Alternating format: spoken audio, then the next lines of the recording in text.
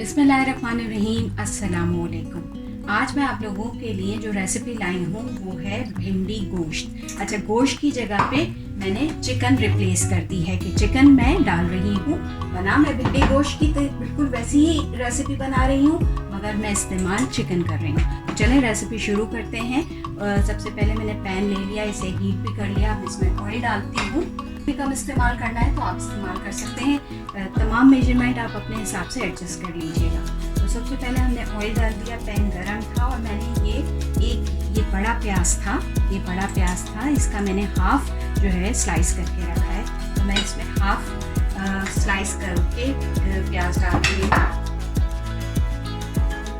तो पैन में ऑयल गरम हो गया और ये मैंने कुछ साबुत मसाला लिया है। इसमें क्यूमन सीड है, बे लीफ है, सिनेमन स्टिक है, 3 लौंगे हैं, 2-3 काली मिर्चें हैं और 2 बड़ी इलायची हैं। थोड़ा सा ये जायफल भी इसमें जाएगी, तो ये मैंने इसमें डाल दिया। इसके साथ ही ये प्याज, मैंने ये एक बड़ा प्याज था जिसका हाफ स्लाइस करके मैंने रखा है, तो ये प्याज भी शामिल करेंगे।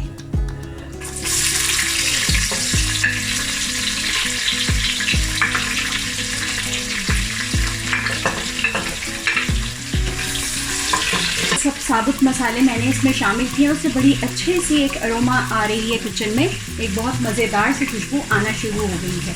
अच्छा, चूँकि पैन गरम था तो प्याज जल्दी से पिंक हो जाएगी। मैंने सिर्फ इसे लाइट ब्राउन ही करना है। ये हाफ केजी चिकन मैंने ली है।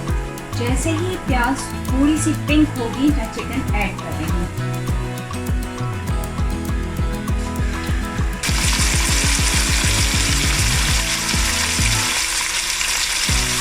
ऑयल में अच्छी तरह फ्राई करेंगे। जब हम चिकन को ऑयल में फ्राई कर रहे हैं उसके साथ ही मैं लहसुन गार्लिक पेस्ट डाल दूँगी। ये मैंने लहसुन गार्लिक पेस्ट मिला के बनाया हुआ है। मैं ये तकरीबन 2 टेबल स्पून इसमें डाल रही हूँ।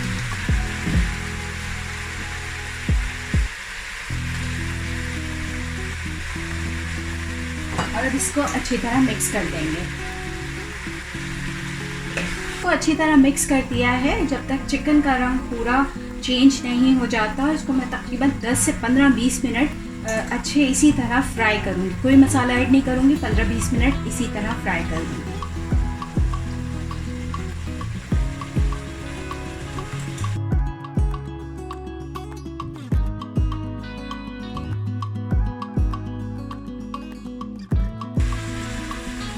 ये देखिए 15-20 मिनट मैंने इसको अच्छी तरह ऑयल के अंदर फ्राई किया है जिंजर गार्लिक पेस्ट के साथ।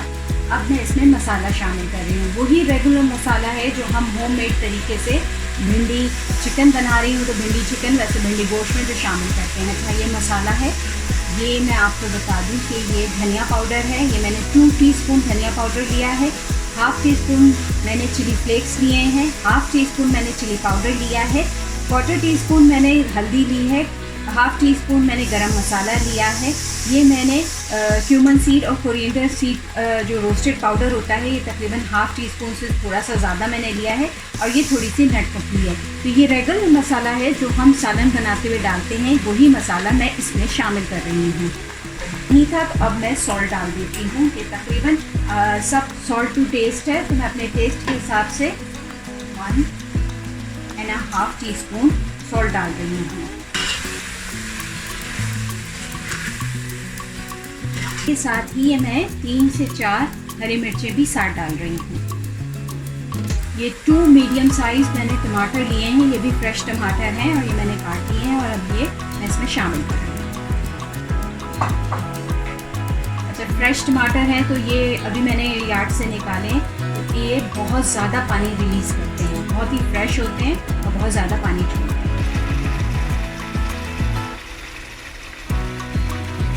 टमाटर शामिल किए हुए 5 मिनट हो गए हैं।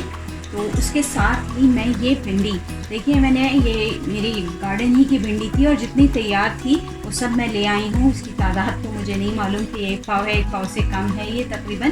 तो ये 250 ग्राम्स तो यकीनन ये होगी।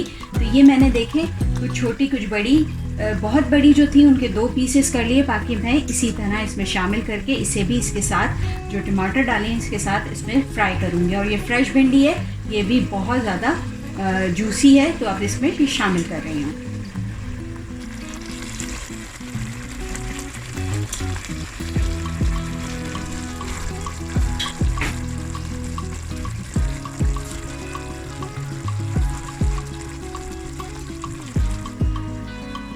چونکہ ہم نے بھنڈی اس میں چکن میں ڈالی ہے تو بھنڈی لیس پیدا کرتی ہے، اس کے لیے ضروری ہے کہ آپ ہاف لیمن لیں اور اس کو اس میں اسکویز کر دیں.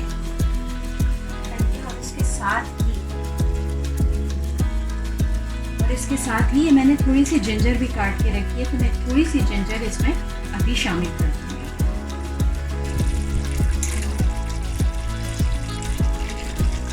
بھنڈی چکن کا مسالہ اچھی طرح تیار ہو گیا ہے اور آپ دیکھیں اس کے کارنرز پہ آئل بھی آ رہا ہے. اب میں اس اسٹیج پہ اس میں پانی شامل کر دوں گی. جتنا مجھے اس کا سیرپ رکھنا ہے یا اس کا شوربہ رکھنا ہے اتنا میں اس میں پانی شامل کر دوں گی اور پھر اسے دم پہ پکنے دوں گی.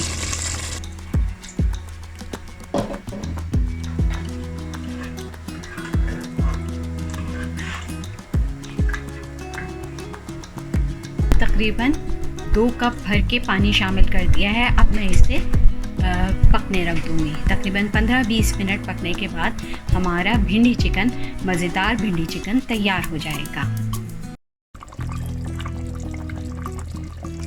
بھنڈی چکن پورا تیار ہے اور دیکھیں آپ کو سالن پہ اوپر آئل بھی آتا ہوا نظر آ رہا ہے. اب میں اسے گارنش کروں گی، اس پہ جنجر ڈالوں گی، سلانٹرو ڈالوں گی اور اس کے ساتھ تھوڑا سا گرم مسالہ ڈال کے اسے دم پہ 10 سے 15 منٹ مزید بناؤں گی. تو دیکھیں اب میں اسے گارنش کرتی ہوں. ہم نے ڈالا اس پہ ادرک،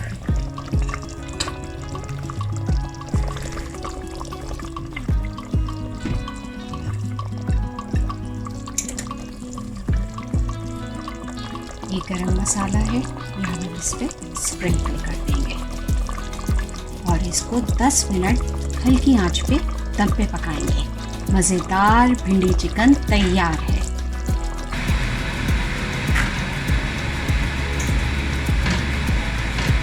سالن تیار ہے. اپنے آپ کو پلیٹ میں نکالیں.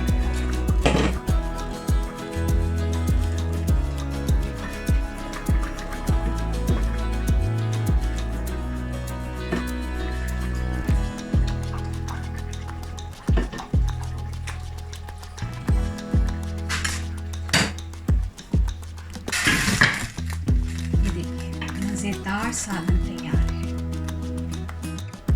یہ دیکھیں مزیدار بھنڈی گوشت تیار ہے. اس کے ساتھ روٹی بھی پک گئی، سیلڈ بھی تیار ہو گیا اور یہ مزیدار بھنڈی گوشت تیار ہے.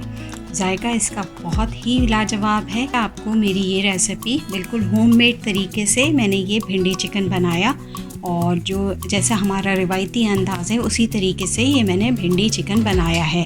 تو آپ کو یہ امید ہے یہ ریسیپی بہت پسند آئی ہوگی. اس کے ساتھ ہی آپ مجھے اجازت دیجیے، پھر ملیں گے کسی اچھی ریسیپی میں. اللہ حافظ.